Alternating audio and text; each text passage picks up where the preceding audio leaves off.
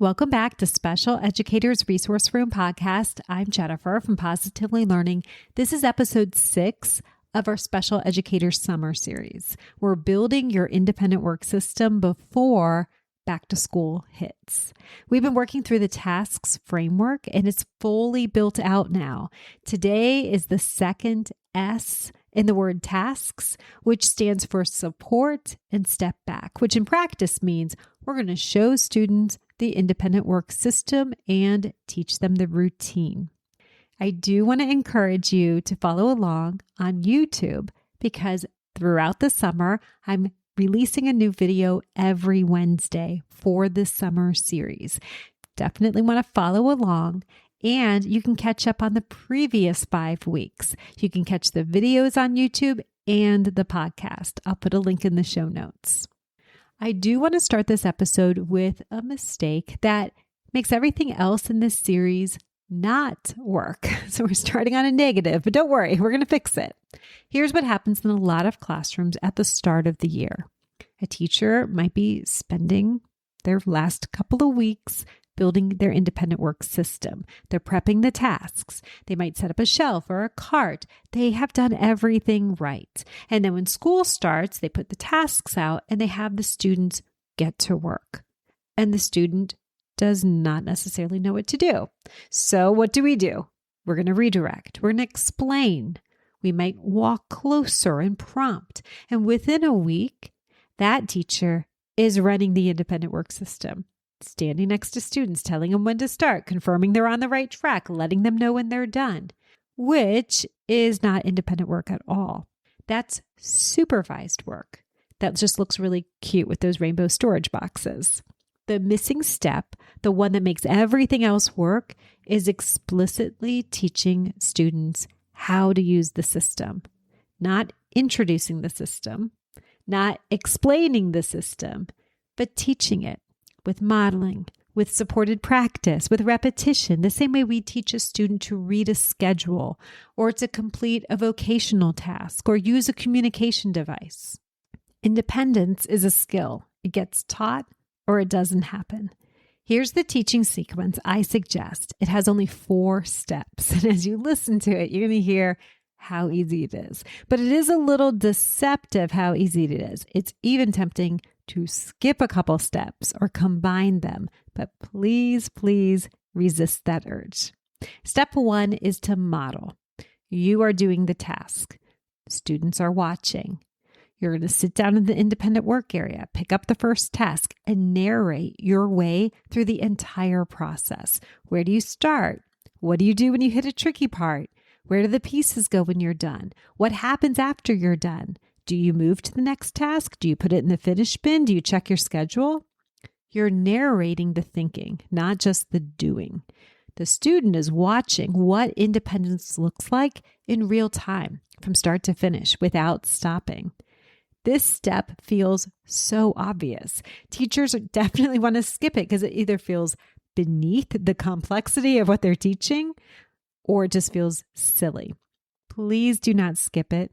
Please don't make fun of it, add sarcasm to it, just model it.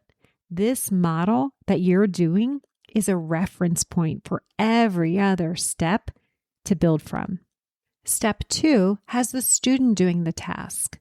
It's practicing with support. You are right there. You're not prompting constantly, but you're close. You're available. You're watching. When the student stalls, you can prompt with the least support that's going to get them moving again. You're waiting before you speak. You're pointing before you explain.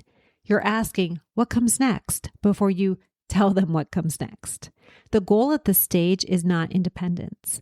The goal for this step 2 practice is to have the student move through the full sequence with you nearby. Not perfect, not fast, just all the way through. That is the goal. Now, before we move to step 3, you might have to go back. Your dance might look like step 1, step 2, step 1, step 2, step 1, step 2, now step 3. Step 3 is going to sound just like step 2. It's also practice, but the difference is it's with less support. Same sequence, but now you're not right next to them. You're a step away.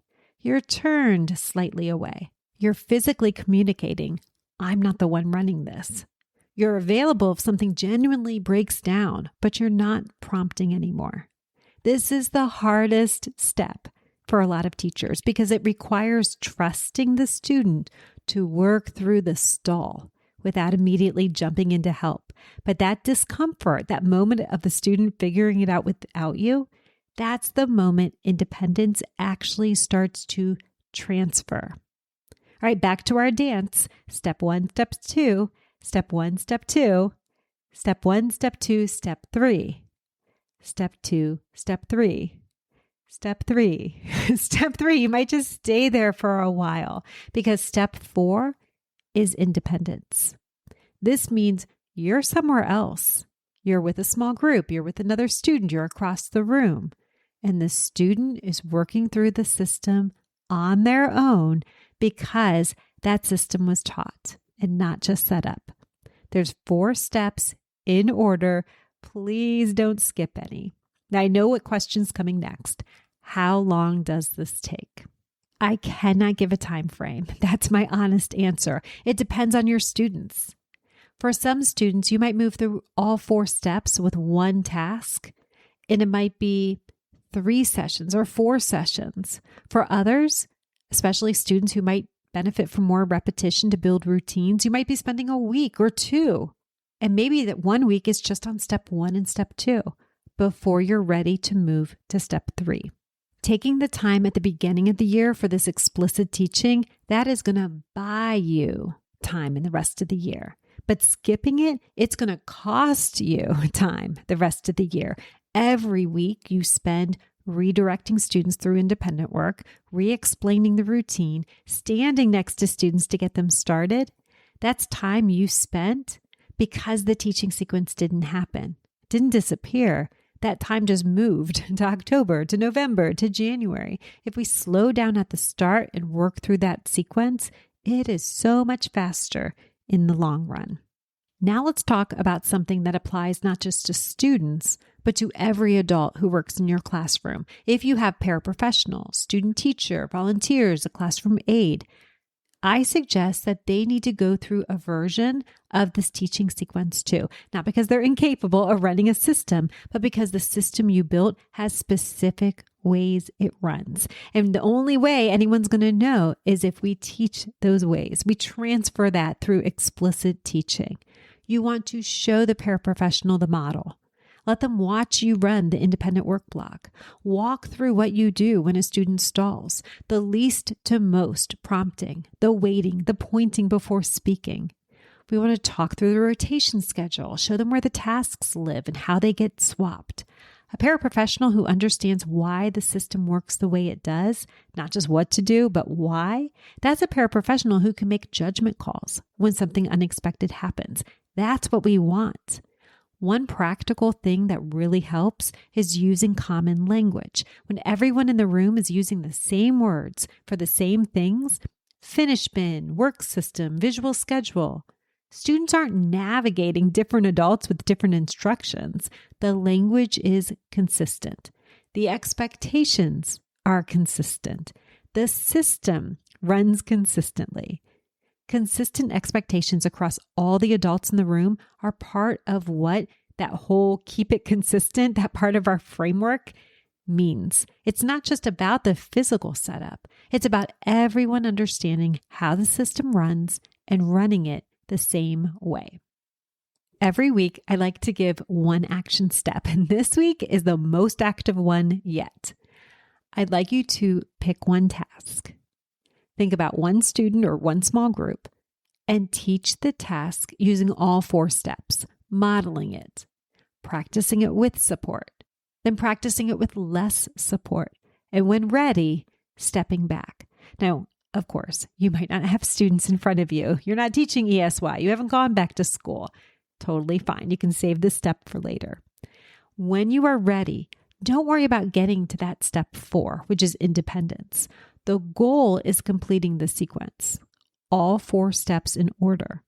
What you learn from that one teaching sequence is going to carry over to every other task in your rotation. Next week, I'm going to be back. On YouTube, I do a video on Wednesdays and, of course, a new podcast episode. And we're going to do what I'm calling the small group test. We just spent 6 weeks building your independent work system. Next week is where we're going to find out if it holds. Can your classroom keep moving when you're not the one moving it? That's the question we're going to be talking about. I'm going to put a link to our playlist for the Special Educator Summer Series. I'm going to put a link in the show notes. It's on YouTube. I would be so grateful if you would share that out with friends. It's free PD that we do all summer long, and feel free to ask any questions. I'll do my best to answer them.